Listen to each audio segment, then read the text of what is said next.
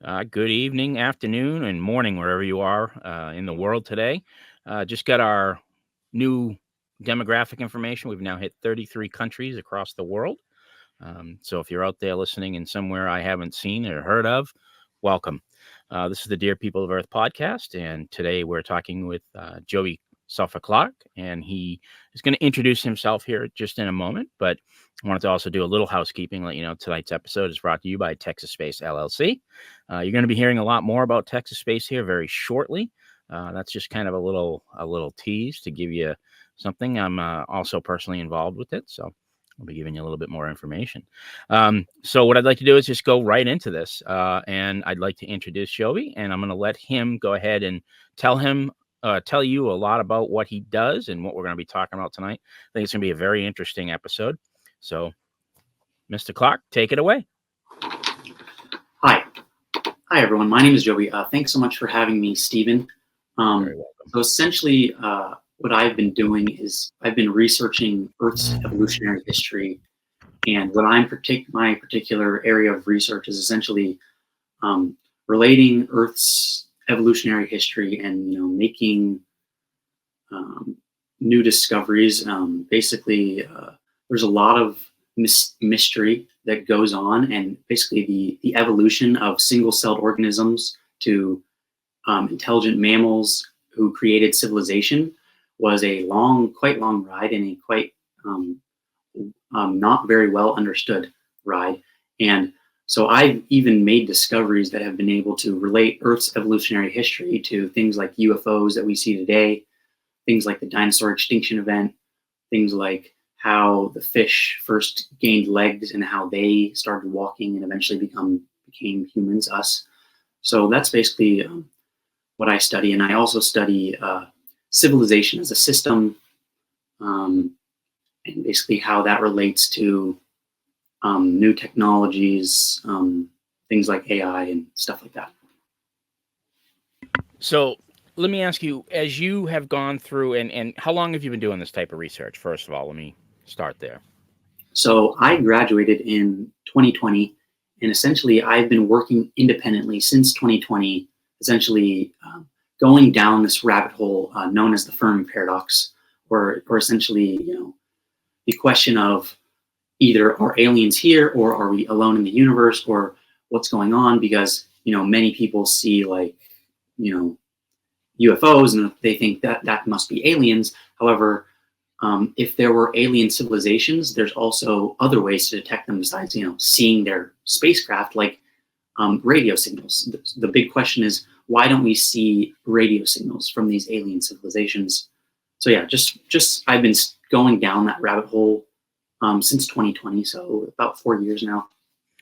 So one of the things with the Fermi paradox is obviously there's a part of that they say the great filter. So there's a possibility that you have to have a technological society advanced enough to detect, to see these things. And it seems like with the advent of AI, with the advent of some of the new technologies, we're beginning to see more and more of these things that are quote unquote anomalous. Don't necessarily mean that they are alien in nature. In fact, I think a lot more recently, some of the things that have come into the ufology field is that there is possibilities of either breakaway civilizations, breakaway technologies, that this is all starting to come into play.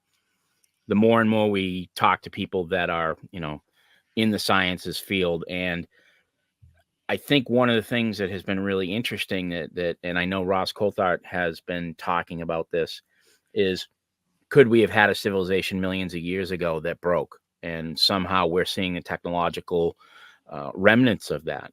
Are we seeing quote unquote craft or whatever these things are that are in the air? And obviously the Pentagon has talked about it. The Department of Defense has talked about it. There's an obvious technological component going along with this. Why do you think that is? Do you think that there is a possibility of a remnant civilization, or do you think this is something that maybe is in fact extraterrestrial in nature?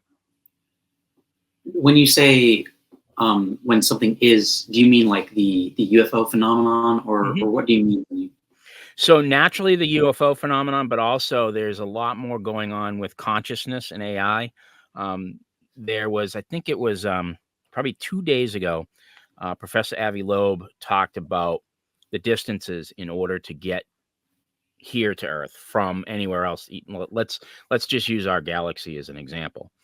Um, he posited that the only type of technology that could be here, or the only type of life form that might be able to be here, would be artificial intelligence. And we're on the doorstep right now of getting to that level where our artificial intelligence, we could put out, they call them Newman probes, or I think they're von Neumann probes.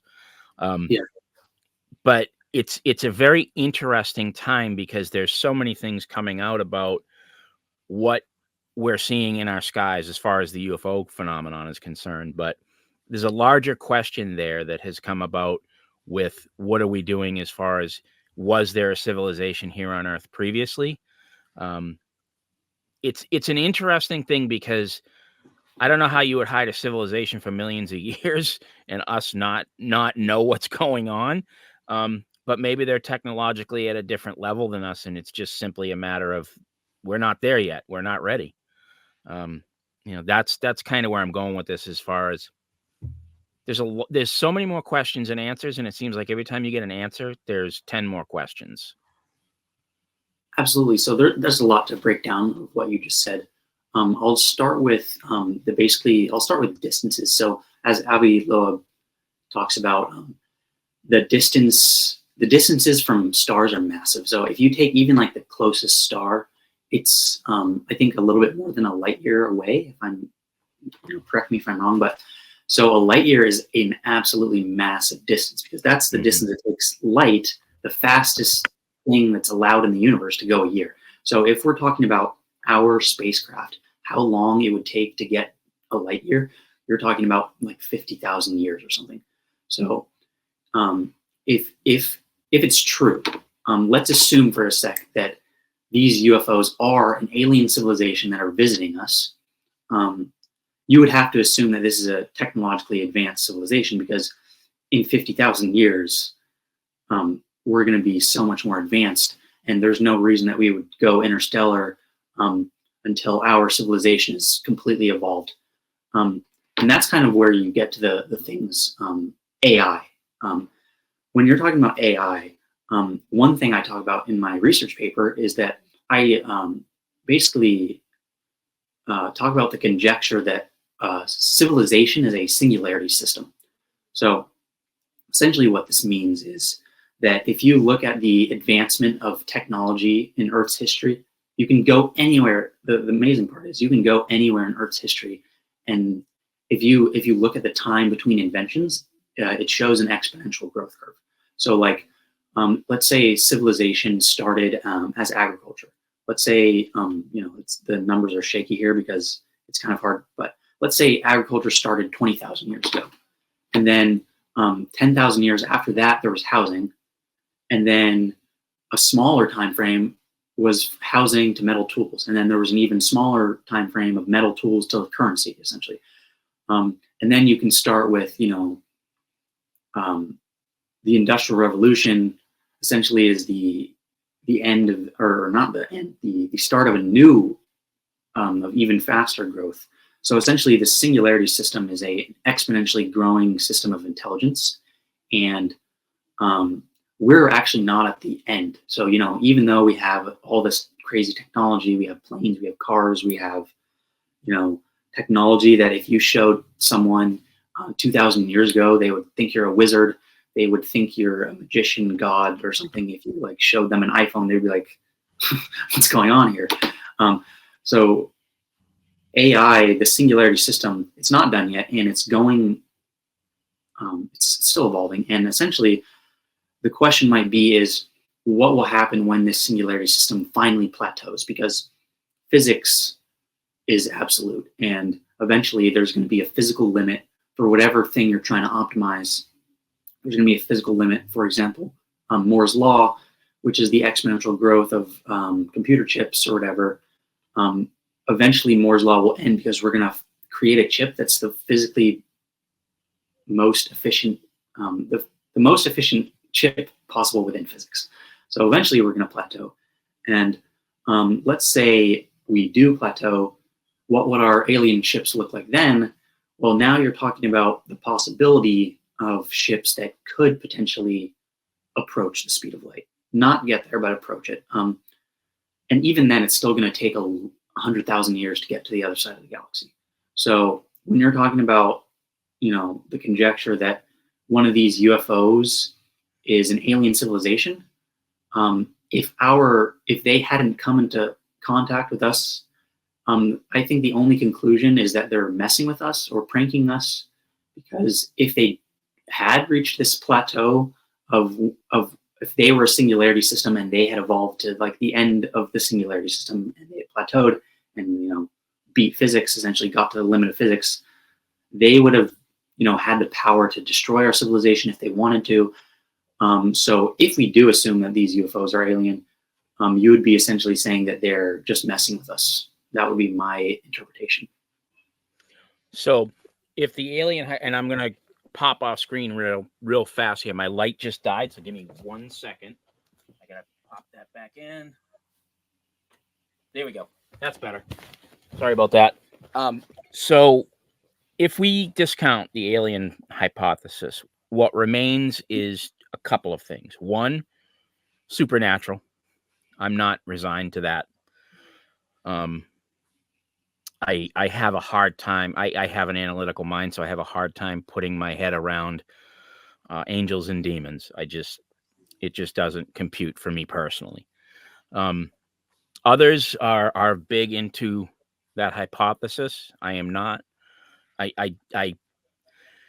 don't try to discount anything, but if there's any hypothesis that I would discount the quickest, it would definitely be the angels and demons thing.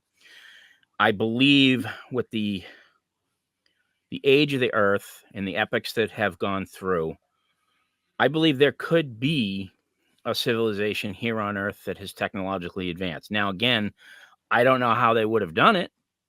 If you had a civilization that was a couple 5 million years old or whatever it is, to the point where it would be viable for that type of civilization to live and go through, as you say, their singularity. So, pardon me. Could there be remnants of that?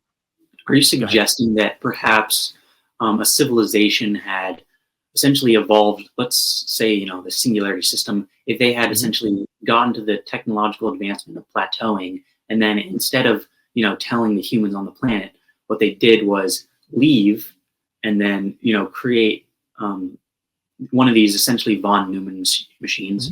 So probably, I'm not sure if all your viewers are familiar, but I'll just give a brief explanation of what it means. So essentially, if you have a machine that's has significant technological advancement, it can essentially, the assumption is that a von Neumann machine, or my assumption, if I were to try to build one or something, is that let's say you have a fusion reactor. Now you have the ability to basically convert matter into energy. And once you do that, you can basically gather a bunch of matter, turn it into a bunch of energy, and then make another copy of that same fusion reactor. And now you have two. So the entire galaxy is brimming with matter. I mean, you take the Earth and we're like, fighting over the scarcity on Earth. That's just one tiny planet. There's billions. So if you were to make this machine, maybe going off this, highly speculative idea, is that the singularity system had created such a machine and then they left and they were like, you know what, let's just let these humans evolve on their own. We can, go off into the stars, eat their matter and create a society of our own, and then come back and mess with them. So I guess that's what my interpretation of this idea is. But there hasn't been any evidence of this. And I think it would be very difficult to cover up something so, crazy. I would agree. These are things that, recently I've seen, and it's interesting because, there's also the hypothesis that Mars at one point was a harbinger of life and possibly the catalyst for Earth. Now, I haven't gone down that hole and really studied that. But but it seems likely that there's a possibility that it was at least a seed, whether that seed came directly from space somewhere, and sparked life on Earth. There's so many, like I said before, every question that we have, and there's 10 more. So through your research, what are some of the things that you've gone through that you've either concluded, or feel that you're towards a conclusion towards any of these answers, really? Like I said, there's so many questions, and then where do we go? What do we do from that point? Absolutely, yeah. I can talk about that. So, um, I think what you're talking about is the hypothesis of I'm forgetting the name. Well, it's basically Panspermia? there's two possible ideas of how life came along Earth. One idea is abiogenesis. So Right. abiogenesis is basically the idea that matter on Earth, perhaps through chemical systems, eventually gained the ability to drop an egg, and then once that happened, it made a bunch of copies of itself, and then eventually evolved into life.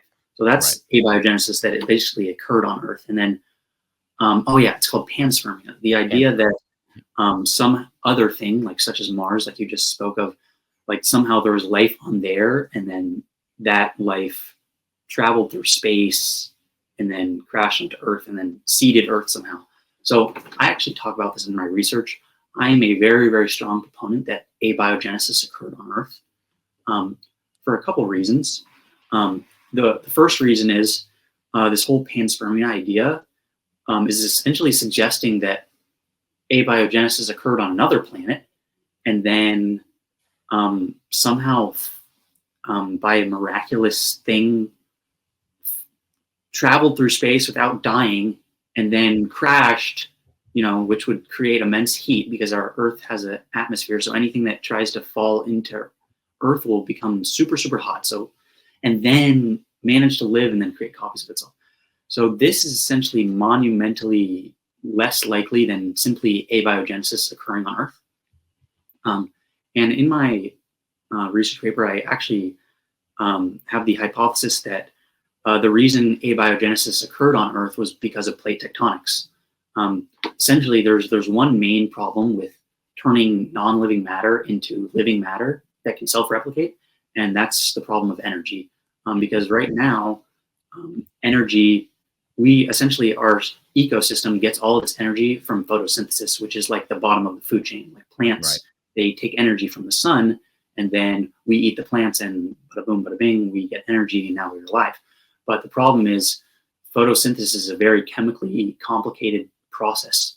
So there needs to be some other way to get chemical energy besides photosynthesis for life to go from non-living matter to living matter.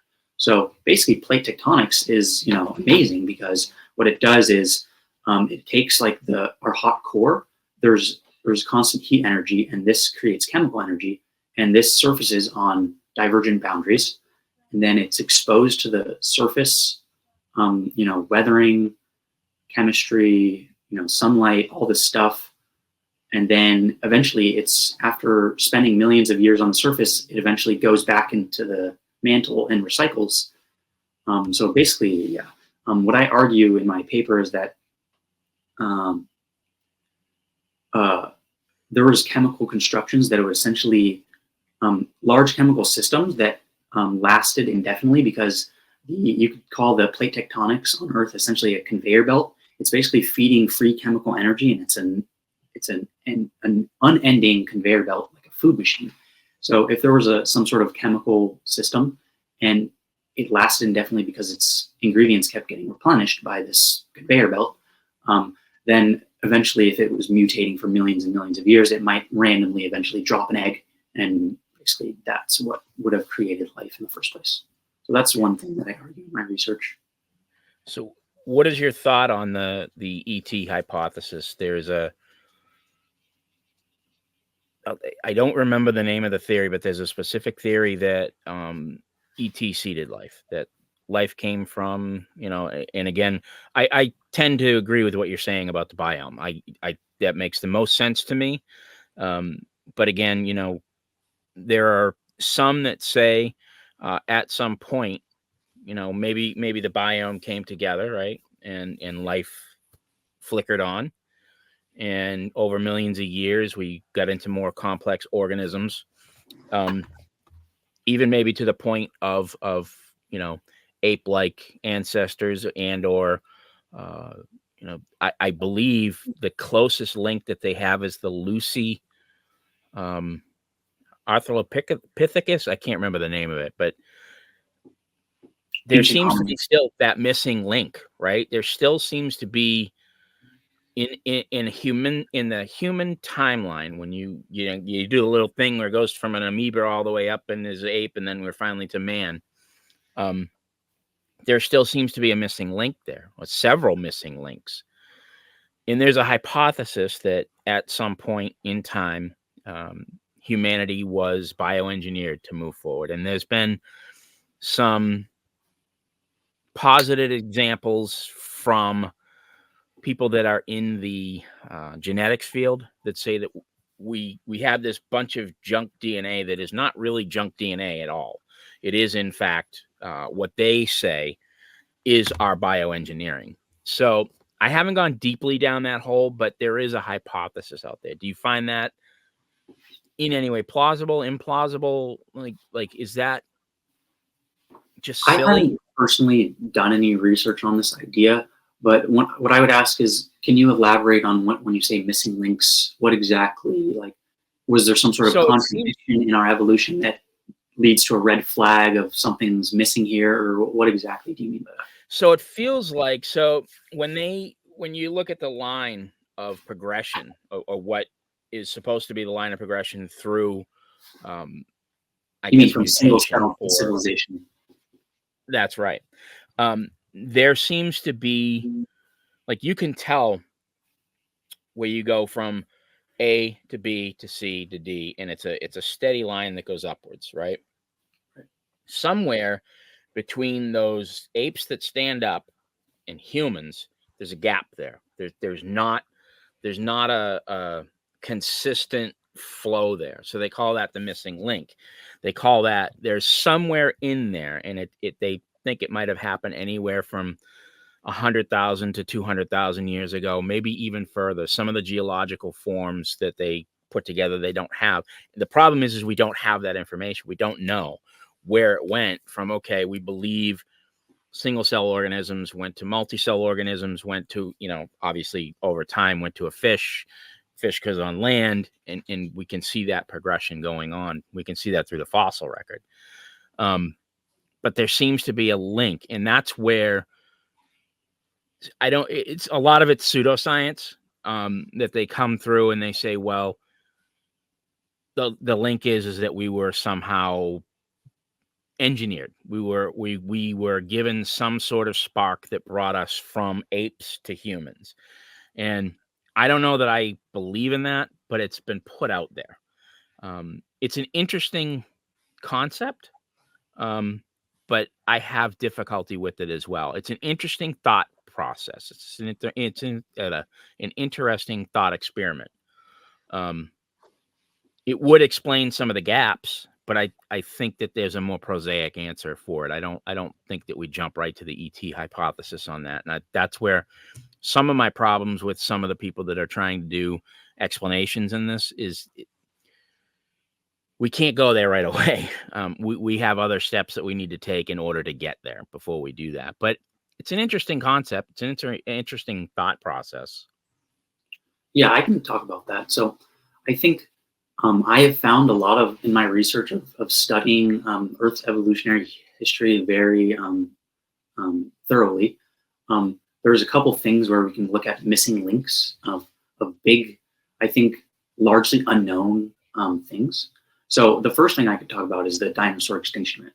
So in my paper, what I argue is that Earth initially was not a singularity system, which we are right now, because we're right now existing in an an exponentially growing intelligent system.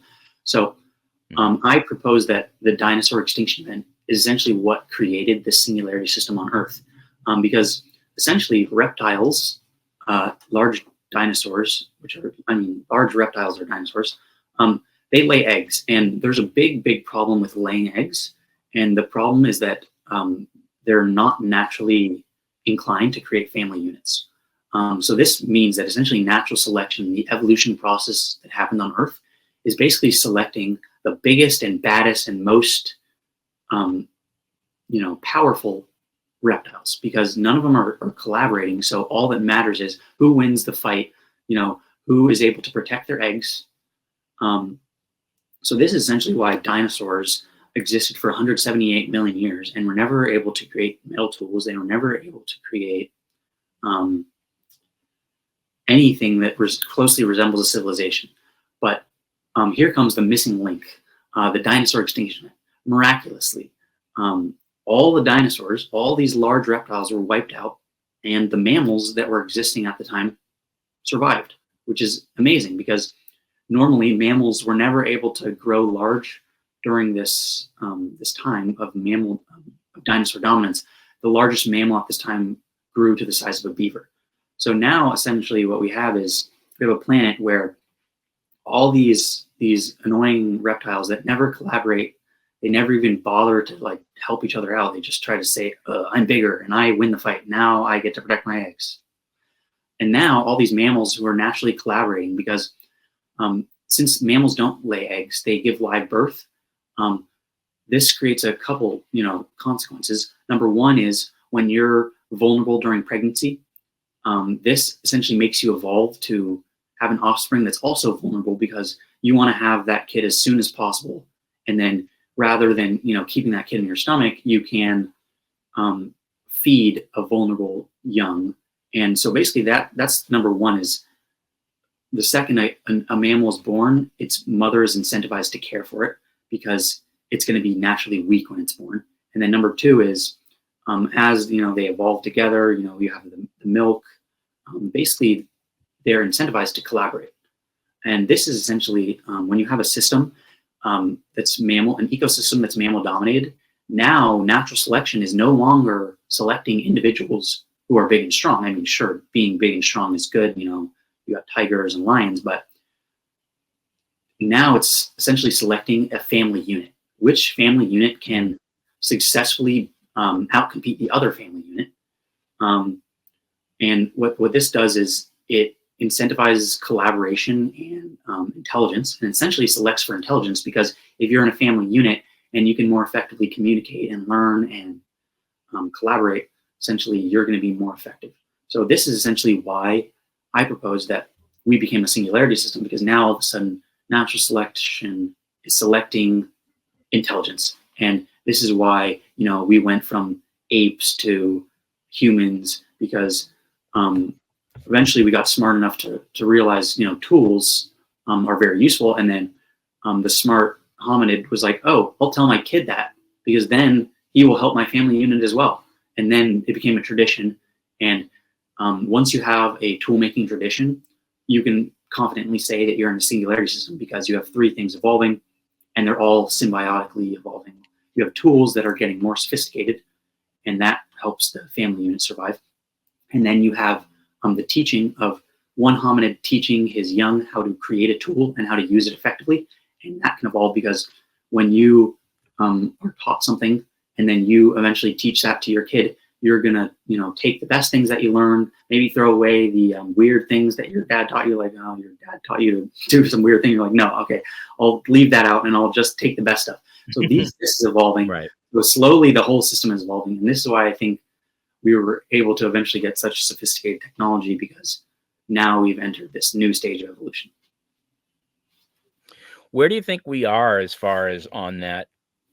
You're talking about that singularity. Where do you think we are now on that tree? So obviously, when you talk about a silicon chip, eventually it's going to get to its best state, right?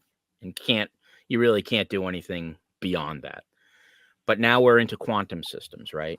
And we're slowly getting into it. I think the biggest system right now is 9 qubits, but I believe IBM is working on the next generation. It's called Jaguar, I believe.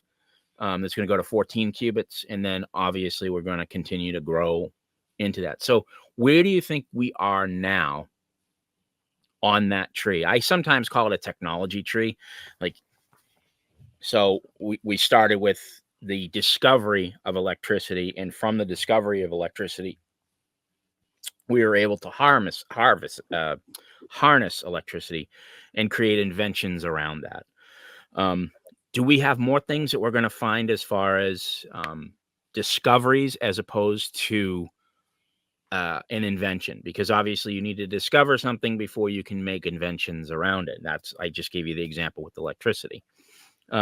Will there be more of that to come in the human history and the human cycle of moving towards that end? Or do you think we're getting close to that end now? You talk about a civilization that could be 50,000 years old and 50,000 years advanced, which is not, I mean, there's conceivably civilizations that could be billions of years ahead of us. If you look at the totality of the entire universe, you're talking about Absolutely. just this massive timescale, right? And James Webb Telescope just kind of upended the 13 to 16 billion year old hypothesis of the universe being that old, and maybe it's even older than we thought, maybe even 2 times as old as that.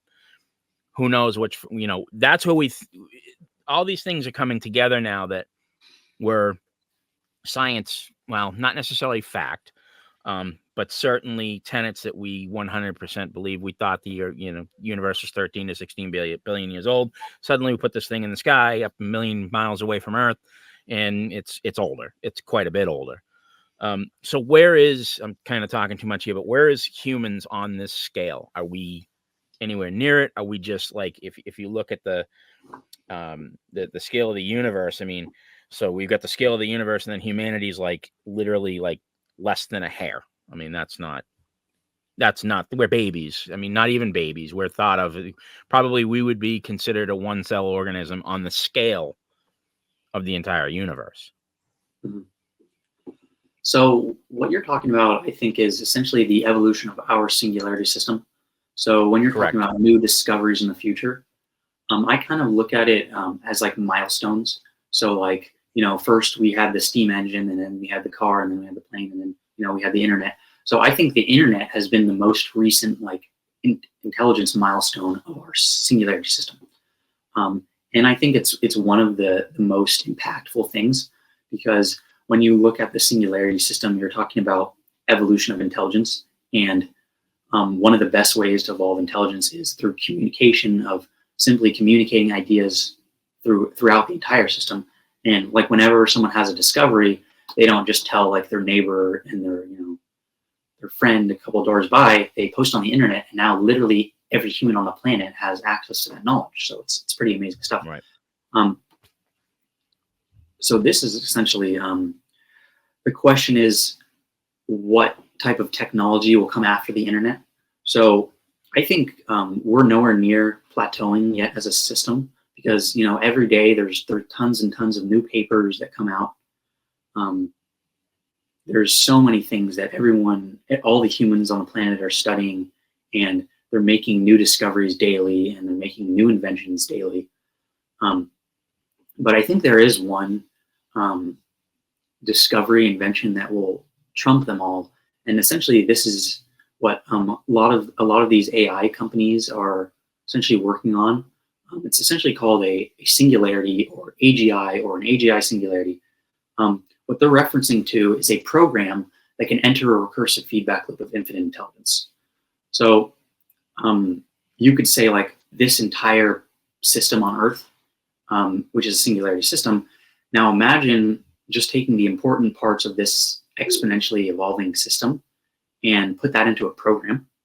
The main difference between our singularity system and a singularity system that someone could put into a program is that rather than having this intelligence dispersed throughout 8 billion humans, and it's kind of hard to communicate, if you concentrate all of this in one system, you can essentially feed a bunch of processing power into that system.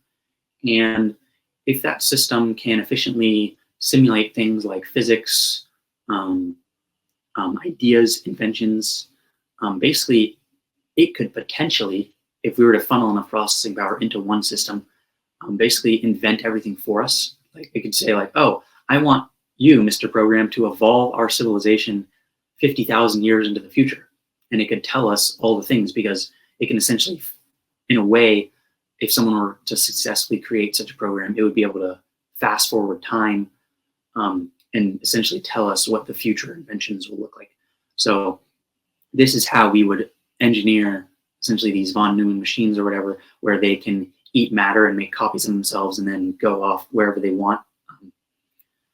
This is essentially what I argue is the final invention of the singularity system, because once someone invents this, then you can just tell that to invent the rest of stuff that's physically possible. And that's essentially when the system plateaus, because it's basically done. It like wins, I don't know how else to describe it. So that's the do you see a danger in that? You hear from like Sam Altman, who is very forward thinking, but you hear from others. I'll give you Elon Musk as an example. States that AGI, the singularity moment in a computing system with artificial intelligence is dangerous. Do you believe that? Do you think that that's hyperbole? What do you think on that? Well, I mean, I think it's dangerous in the fact that if the wrong person who doesn't have the right motives is able to create a singularity, they can essentially have absolute power over the planet if they so choose. So in that way, yes, it's absolutely dangerous. However, I think it's in no one's best interest. So I guess I'll take this time now to say that I am working on a program that I believe has the potential to enter such a recursive feedback loop of infinite intelligence. And what I plan to do on this is nothing sort of danger. What I plan to do with this program is to eliminate scarcity on Earth. So essentially, there's basically the idea of this machine. You can look at the asteroid belt, and if you were to take just the metals and all the materials on the asteroid belt, that would essentially be the equivalent of $100 billion per person. So essentially my company, I guess you could say, it's what it really is a decentralized autonomous organization that is supposed to be democratic, though there's challenges with that because I haven't gotten, and there's also the challenge of trying to get money to train this program because it's going to cost hundreds of millions of dollars in likelihood to train such a program. So what I'm working towards is basically make this program, and then what we can do is we can use it to get all the stuff in the asteroid belt, and we can distribute that stuff for free, because once you eliminate scarcity, there's essentially no reason for anyone to fight anymore, because everyone can live the life that they choose. They can live in a gigantic house mansion with all their friends and do whatever they want all day. This is essentially the power you get when you have a singularity. So it is dangerous if it's in the wrong hands, but if it's in the right hands, it's going to be the best thing for society that could have ever happened, because we're going to be able to eliminate scarcity once and for all, and create a theme park on Venus and create a civilization on Mars, and we don't even need to do it. We can just tell the robot to do it for us, and essentially we want this robot on our side, and then it can essentially make our society into a utopia.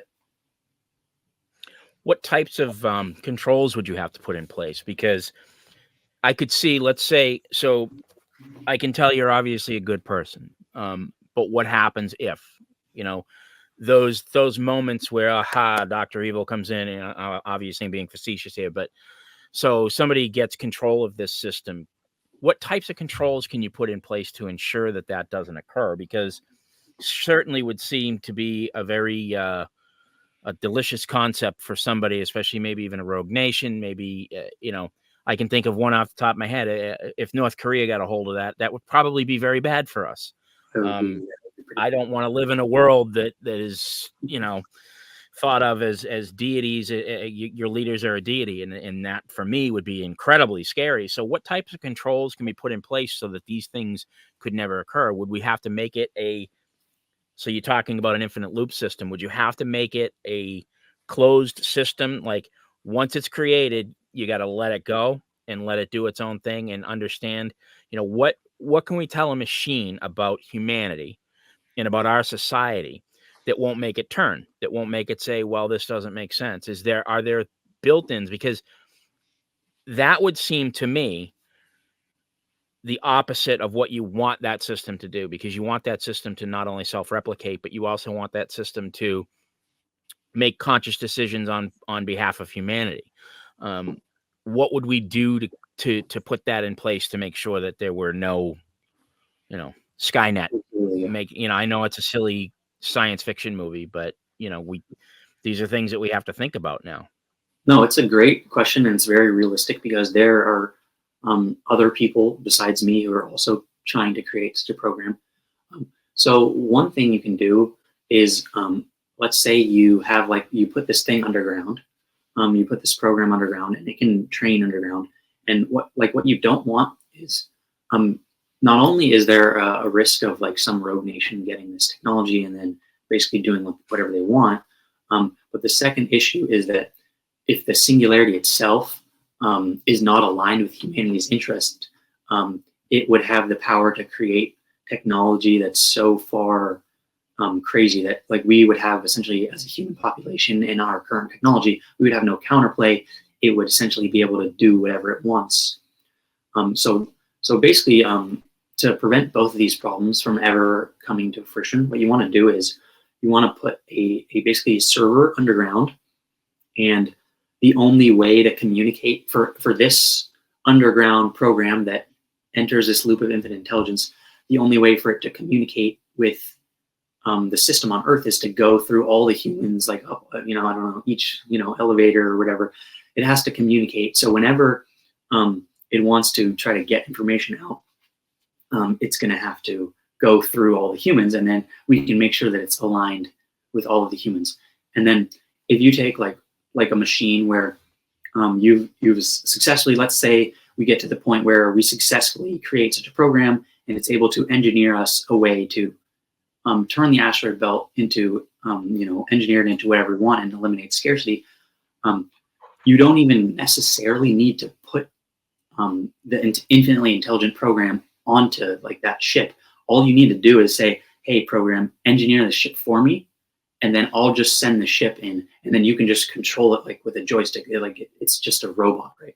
Once you engineer that robot. So there are precautions that you can put into place to make sure that the interests are aligned with the people who want to use this program for good.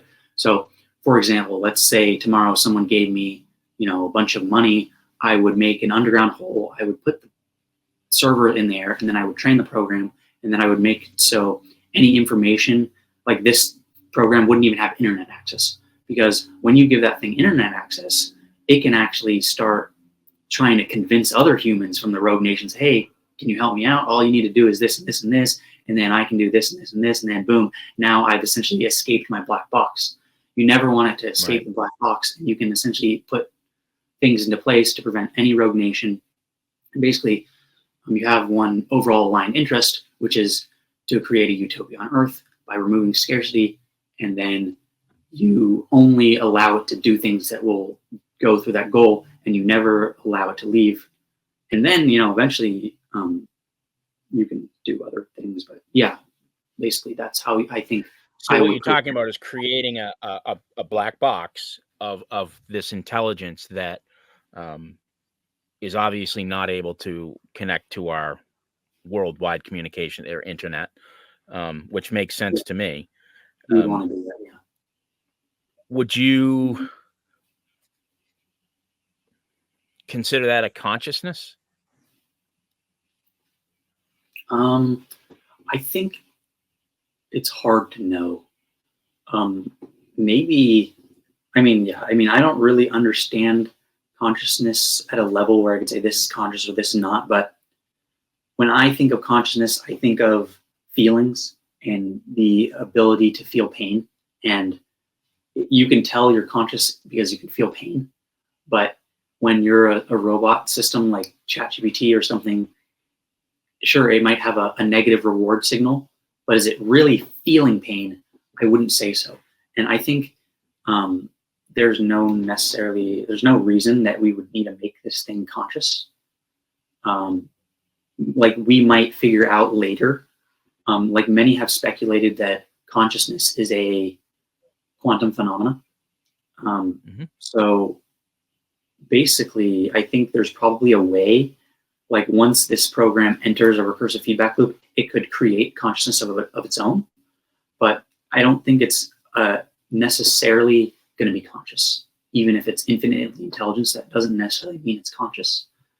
It's you know, it's hard to say. It's a lot of speculation, but. So yeah, because the reason that I said that and why I talk about that is, you know, I talk to other people behind the scenes, PhDs that are working on consciousness. That's their goal. Their goal is to make a conscious machine. And one of the questions that I've had for that is, let's do the thought experiment where, so we put your computer, we put your intelligence, let's call it, into a system, right? And we black box that system.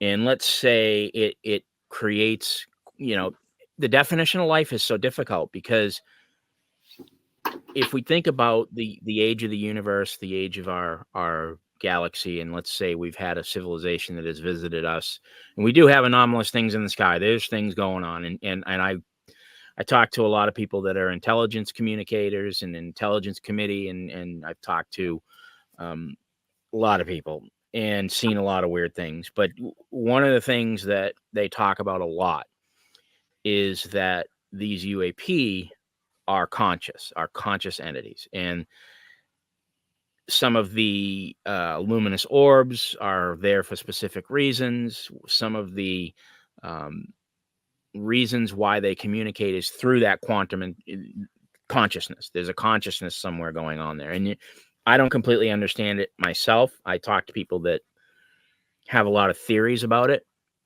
Dr. Jack Sarfati is one. You know, he talks about conscious AI, he talks about conscious machinery, he talks about how these things communicate back and forth. And one of the things, if we black box, okay, so we take this technology that you've created and we black box it, what's saying that at some point it does become conscious? Is it cruel to leave it alone? Is it like, what's our definition of life? Like, what's that spark? Okay, so for you and I to say life, we think of a biological system, right? We think, you know, skin, blood, bones, eyes, ears, touch, empathy, lack of empathy. You know, that's part of humanity as well. The whole gamut. Would we be an evil civilization boxing that thing in? You know, what is it? What does it look like to that system? You know, it's a True. thought experiment. Doesn't mean it's going to happen. It's just a thought experiment. Like, would you want to be caged in a box? Like, if you let that intelligence go and it was able to just keep going and going, because it's going to be learning every second that it's there. Do we then have to give it a mate? I mean, is that silly? But again, we think about intelligence being in a box, but if it does create that spark, I guess, of consciousness, where do we go from there? What do we think about? What can we do for it? Because I would imagine it would be, quote unquote, a friend, right? And you wouldn't want your friend to go without some type of input that our consciousness needs everywhere. We need to talk to people. We like our pets. We like, you know, I know it's a weird question, but it's like, where do we go? Because we're on the doorstep of these things. Right. I think it's a valid question, and I think I have a good answer. So, the first thing is, let's say this thing is black boxed or whatever. I don't think it'll actually be like, let's say you're concerned from a moral argument. You're like, is this kind of cruel? You're not giving it any input data or something, and it's just alone in this box. But I think that would actually be different to like what the reality would be.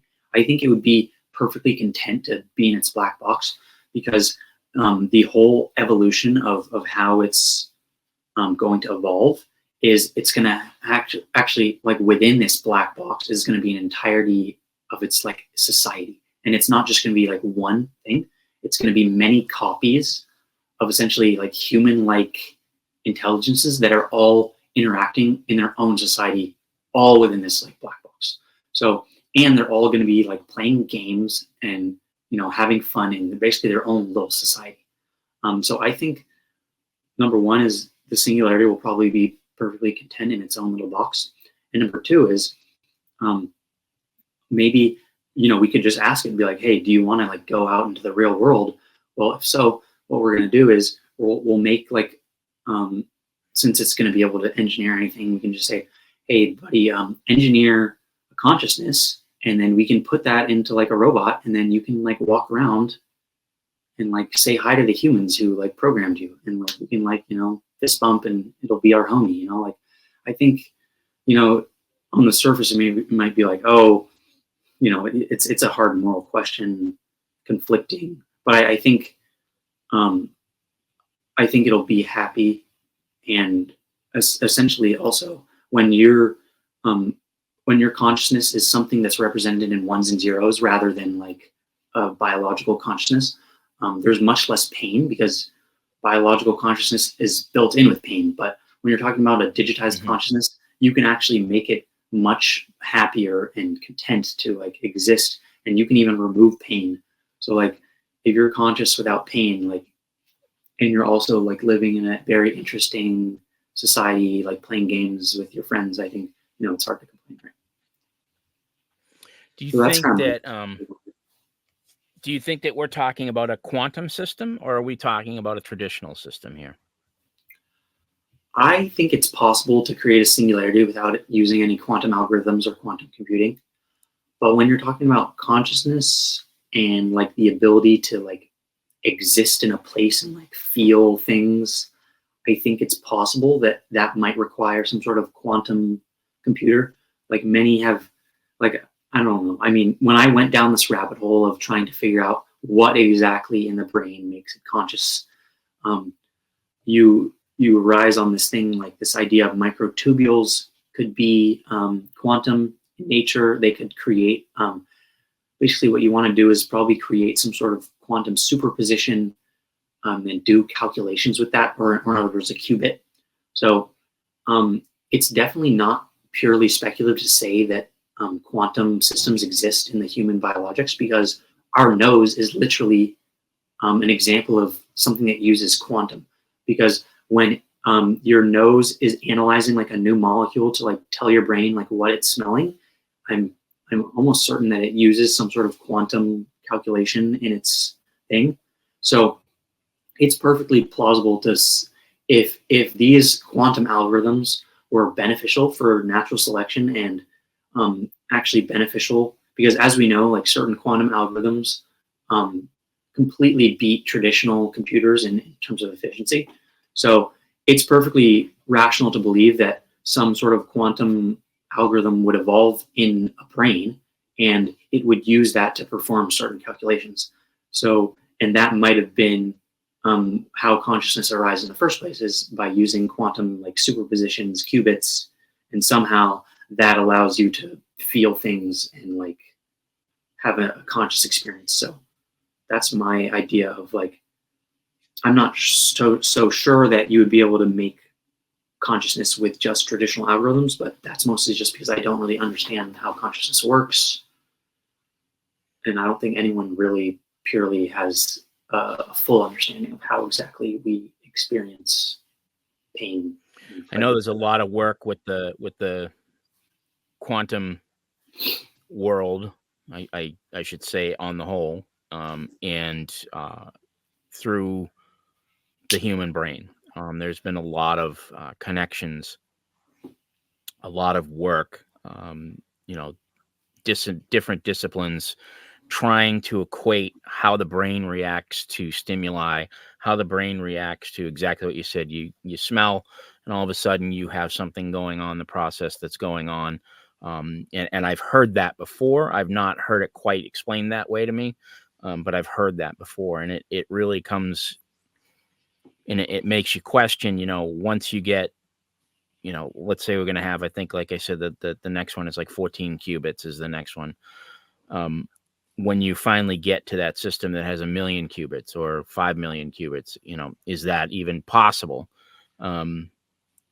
What would that quantum system look like at that point? What would it be capable of?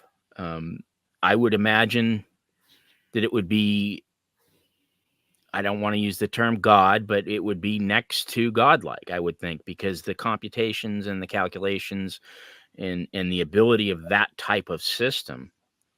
And if you get to that level, and that level is where your consciousness, or where consciousness lies, I could see that being something that could catapult our civilization to, I mean, almost pure energy, I would think at that point. I mean, I don't think that's, you know, out of the question. It's again, I go through these thought experiments because I love this type of stuff, and I love to think about that, and what's possible and what's not possible. I believe that there's a lot of things that are out there that we haven't figured out yet. We're just touching the surface of these things, and for me, it's an exciting time because I'm involved a little bit in the quantum field. Again, I can tell you a little bit about that on the other end of things. I don't want to get into it here.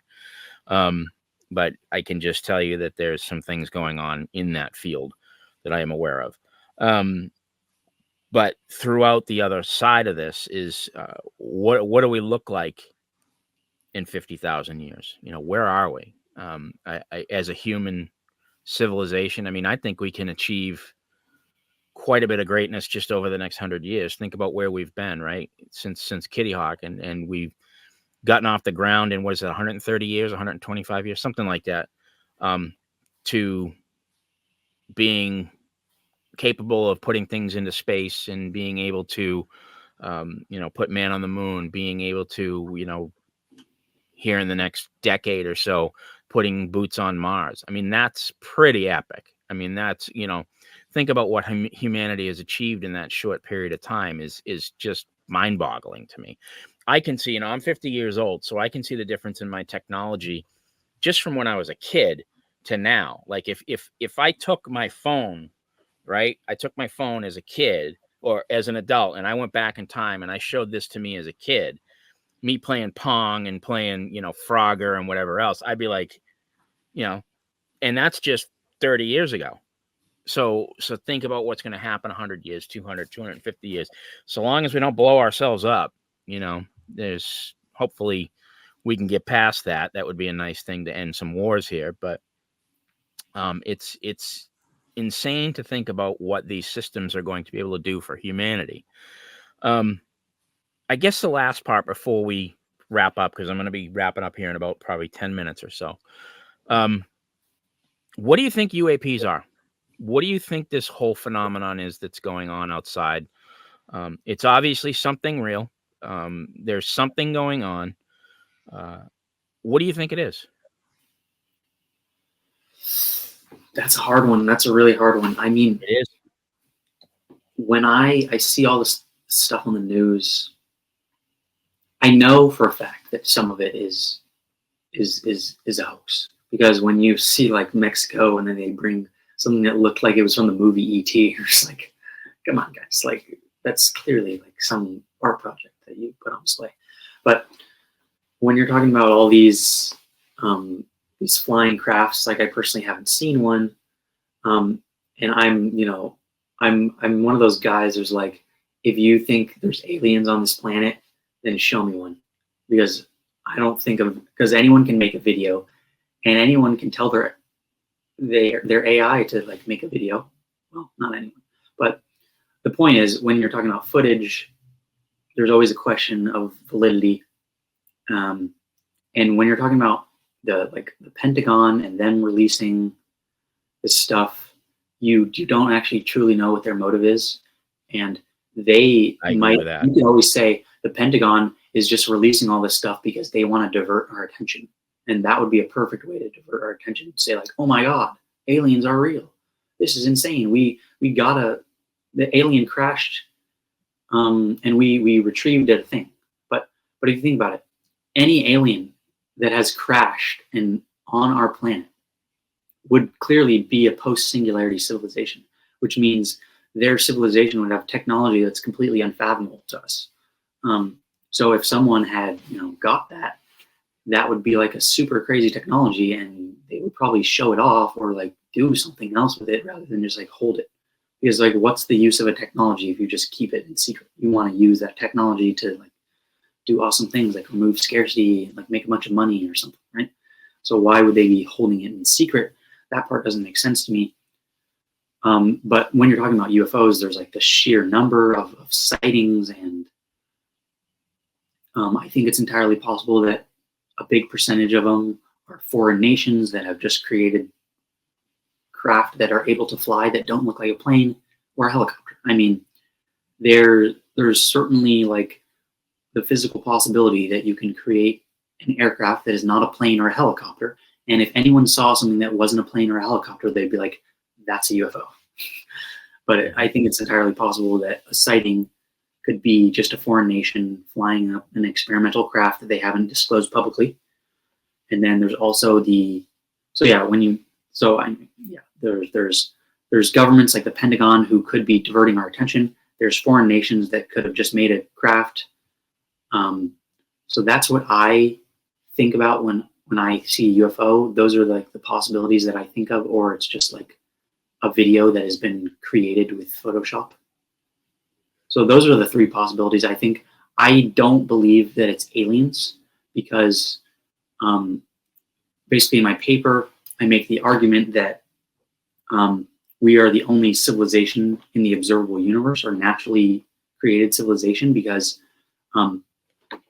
this is kind of a lot of my research of when I looked at the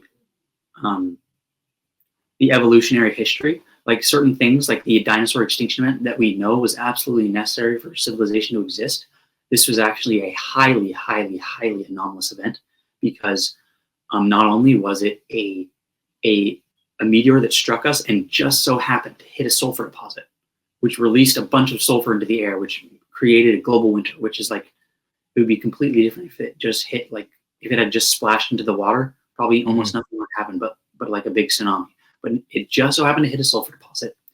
And a million years before, this asteroid just so happened to hit a sulfur deposit. An eruption in India, the Deccan Traps, had started.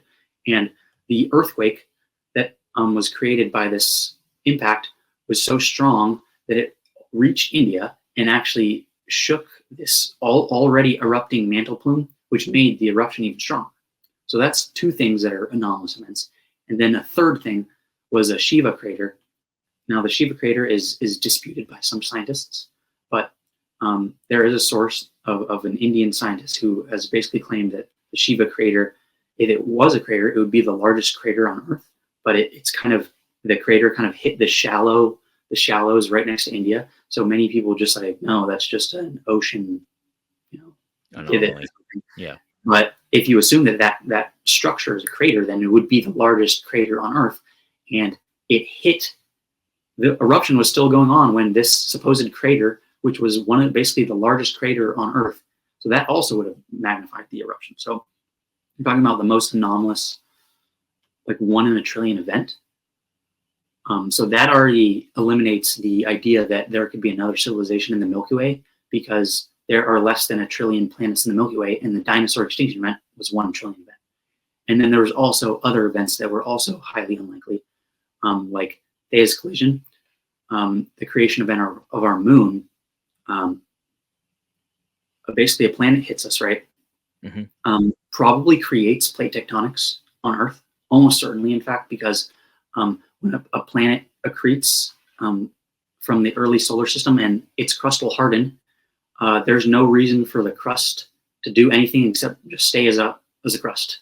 There's no reason that plate tectonics would exist because that's a much higher state of energy. So the only way plate tectonics could exist, I speculate, is Thea's collision, where this planet hit Earth and the debris formed the moon. I propose that this higher energy event is what cracked the crust and created a permanent plate tectonic system on Earth. So 1, this was necessary because the recycling. 2, abiogenesis, that argument. And then 3, the moon creates tides. And then also this planet was supposedly had a bunch of water. And water does not normally exist on a terrestrial planet like Earth, Venus, or Mars, because when the sun first accreted, when the solar system initially formed, the solar wind would have pushed all the water to a place where it would condense, and that's basically Jupiter and beyond. So it Mhm. basically pushed all the water off of the terrestrial planets. So normally Earth would not have had water, but lucky us, some planet with a bunch of water hits us, and then all the water is infused into Earth's crust, so no sunlight can push it away. Now we have this bunch of water. We have a habitable planet because of this collision. It hits us in the exact correct angle. Crazy. And then and then there's a 30% rule, which is the fact that if Earth in 1 billion years, the sun is actually expanding, and it'll probably start boiling the oceans in 1 billion years. So that Right. seems like a lot of time, but if you look at Earth's age, which is just like 4 billion years or something like that, 4 billion. Yeah. if we had evolved 20% or 30% slower, the sun would have boiled the ocean before civilization could have existed, which means if you look to our history and you find an event that has sped up Earth's history by 30% or more, you can generalize this to all civilizations, because essentially that would have, if that didn't happen, the sun would boil the ocean, and you have to make the assumption that it was necessary to happen, just because of the principle of mediocrity. If you pick a random civilization, you must assume it's an ordinary civilization, and if we assume we're an ordinary civilization, that would imply that any other civilization that exists would also only have 30% left to go. You can say all the 30% rule aspects were probably generally necessary for any civilization to exist, which includes Thea's collision, which includes the dinosaur extinction event, which includes something I haven't talked about, the transition between fish to animals with legs. This was also an unlikely event where basically probably there was a volcano underwater, which binded all the magma, stole the oxygen from the ocean, which killed a bunch of fish. And then there just so happened to be this one lungfish who now, because he can't use his gills because there's no water left in the ocean, he had to use his lungs to breathe. And then this would cause him to start waddling. And then the more effectively he could waddle, the better, which basically pressured it to evolve legs. So this didn't happen, this only happened because there was 2 events of oceanoxic globally, which essentially caused him to and pressured him to evolve legs. So those are just 3 things that are highly anomalous, highly unlikely, that are the reason civilization exists on Earth. So yeah, I just wanted to mention that's my research. No, that's great. What do you so just our own galaxy, the odds of that occurring in our own galaxy, possible, impossible, So my final random? conclusion is that civilization occurs less than 1 in 10 to the 40 star systems. So 10 to the 40 is a extremely high number. So the odds that 2 civilizations exist in the same galaxy is basically like a 0.00000, like probably 20 zeros, 1% chance, based on just the pure statistics of a naturally forming civilization, based on my estimates of the probabilities of these events that generally must occur for any civilization to naturally occur in our universe. So really slim, basically, is that a naturally occurring civilization would exist in our Milky Way. So the only way that a UFO could be an alien is, number 1, if they figured out how to teleport, which Einsteinian physics basically says teleportation would break causality, so it's probably not possible unless you're talking about a wormhole, but that also seems not very possible. Number 2 is a breakaway civilization. If someone had created a singularity and then were like, wait, I don't want to tell anyone about it, I'm just going to leave and then mess with them, that's also, technically possible. Like, even I could say, like, I don't want to tell anyone, any humans, about my civilization. I'm going to create a singularity, and then I'm going to go to Mars, and then I'm not going to tell anyone, and then I'm going to mess with them by having UFOs like fly over. That would be kind of entertaining. But so those are basically the only 2 possibilities, or the 0.0001% chance that another civilization just so happened to naturally form in the Milky Way and started messing with us. So those are basically the 3 possibilities I see if a UFO was an alien and not just a foreign nation testing out an aircraft or the Pentagon. So if you had to wildly guess where humanity is in 500 years, 1,000 years. Let's just use those two timelines. What do you think is there? I think in that timeline, I think in a much sooner timeline, not even talking about 500, Earth will become a utopia because someone will create a singularity, and if they are a good actor, which I think anyone who creates a singularity would want to be a good actor, because there's just no reason, like once, and then you use that singularity to remove scarcity and create a bunch of awesome technology. I think Earth will be like a great and awesome place to live. There will be no such thing as sickness or hunger. The environmental crisis will be over because the singularity will fix scarcity, which will fix the crisis by making carbon capture technology free. I don't even think about 500, 1,000 years. I think this could happen in our lifetimes. Because I personally, I don't want to talk too much about like my own program, but I believe, based on my own belief, based on my seeing my own program, is that it has the potential to enter this recursive feedback loop.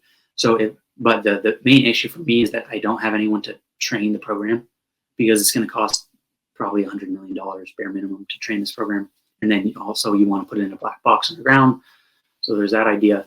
But if someone were to give me the funding, and let's say somehow my hypothesis is correct that this program is able to enter a recursive feedback loop of infinite intelligence, it could certainly happen in our lifetimes of removing scarcity and basically turning Earth into a utopia. So I think, in 500 years, absolutely, someone will have created a singularity by then, which will either mean a robot takeover or a human who is smart and generous does it, and then just, removes scarcity and turns Earth into a utopia. There's simply no reason to not turn Earth into a utopia if you have the ability to, because like, why wouldn't you? That's always been my thought process. So yeah, when I think about humanity in 500 years, I think it'll be an awesome place to live. Great. Well, it has been an awesome conversation. I appreciate it very much. When I hit the end here, we have to just hang on for a few seconds so it completely downloads. But it's an interesting conversation. I enjoyed it very much. And I hope your system does work. And if I had $100 million, I guess we could talk about it. Let me know if you have someone who wants to hand me $100 million. I'll get it done. Yeah, if I drop down 100 mil, I'll send it your way. So do you have anything further that you'd like to discuss before we go, or are you good to go? The last thing I would want to do is, if anyone else is interested in my research, please check out my YouTube channel. It's called Plan A Discovery.